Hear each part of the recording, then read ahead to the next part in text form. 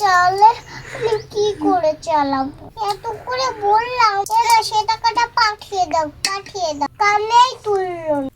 তুলবে কি করে? নতুন সংসার পেতেছে না। ও মামা, এই দেখো আমি কাকে সঙ্গে করে নিয়ে এসেছি।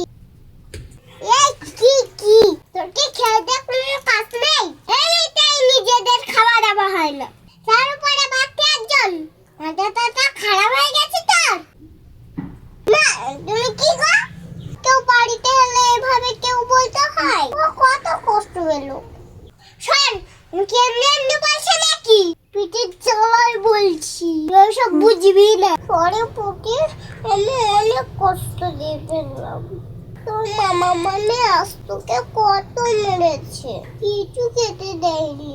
তাই আমি ভাবলাম আমাদের বাড়িতে তোকে নিয়ে এসে পেট ভরে খাওয়াবো, কিন্তু আমি ভাবতেও পারিনি আমার মা এভাবে তোকে বলবে।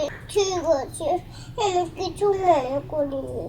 আর আমার মামা মামি যতই মারুক, আমাকে তো ওদের কাছে ফিরে যেতে হবে। ওরা ছাড়া তো আমার কেউ নেই।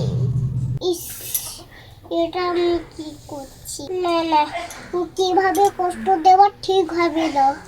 হাজার হোক আমার সন্তানের মতো, ঘরে যা আছে আজ না হয় আমি না খেয়ে ওদেরকেই রান্না করে দেব। ওরা পেট ভরে খা, তাতেই আমি খুশি।